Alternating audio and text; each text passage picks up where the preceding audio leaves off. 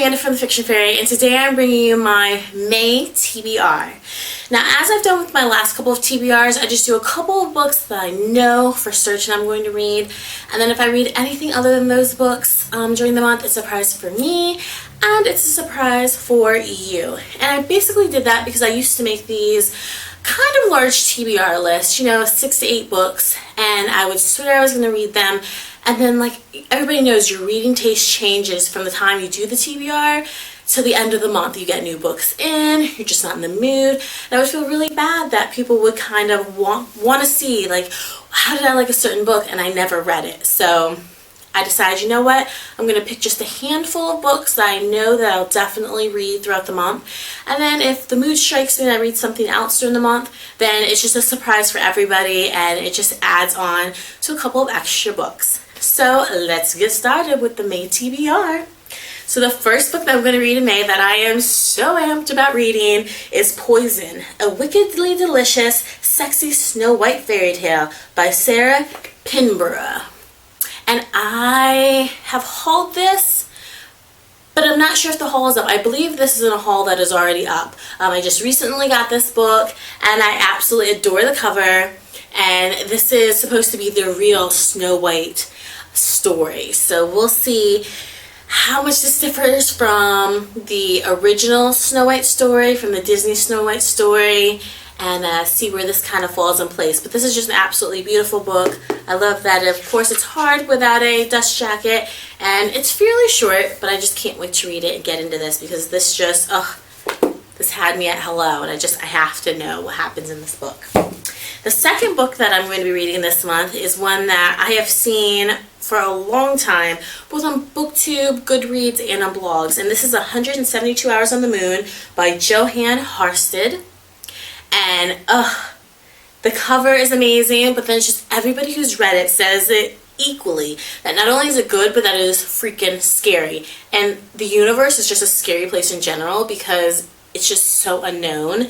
And I love the universe. I love everything to do with the moon, stars, aliens, what's out there, the great unknown. So I cannot wait to finally read this book. And I was so excited when I picked this book up and found it at my local bargain book warehouse because I'd actually never even seen it in Barnes & Noble's. So when I saw it, I had to go ahead and pick it up. So I cannot wait to read this book.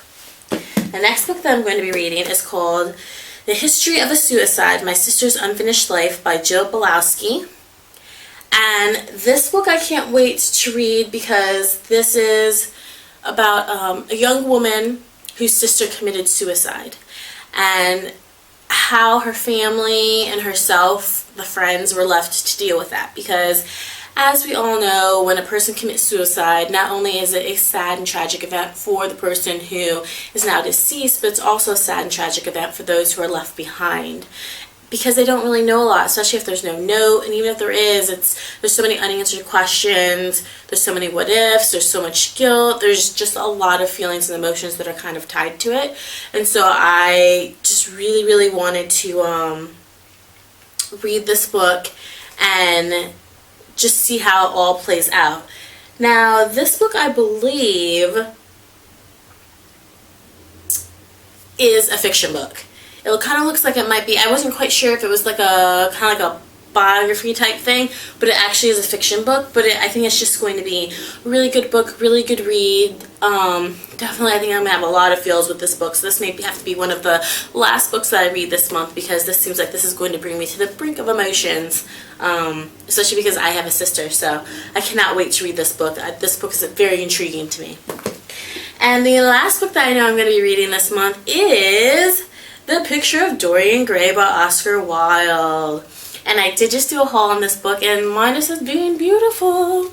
The story just sounds amazing. For those of you who did not watch the haul, basically Dorian Gray gets a picture painted of himself, and it looks absolutely magnificent. And his friend, as I dubbed him, his hater friend, let Dorian know basically that you'll never be more beautiful or perfect than that picture has shown you. So when you're 10 years older, 20 years older, everybody will say that picture is gorgeous, but Dorian has just aged. She doesn't look like that anymore. So Dorian says, wouldn't it be fantastic if that picture would age instead of me? And that's what happens. The picture starts to age and Dorian stays just as youthful and beautiful as he ever was.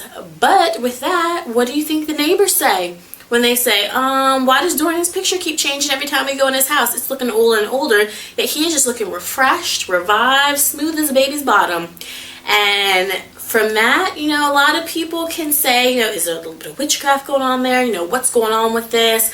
What's going on in his household? Because people let it slide the first couple years, but after about 5 years of you not aging, people start to wonder. So I cannot wait to get into this. This is going to be my first real classic of adult life that I'm going to be reading, and I think that this is going to be a great kind of like put my toes in the pool and test out classics. So I cannot wait to get into this book. So guys, if you have read any of those books that I just showed, please let me know in the comment box below what you thought of them. If you think they're going to be good reads, if you're just interested in those reads and you just want to put a comment in the comment box below, please do so. And just let me know what you guys are reading for May. I can't even believe it's May. I keep wanting to say March. But let me know what you guys are reading for May, and thank you so much for coming by the Fiction Fairies and May TBR.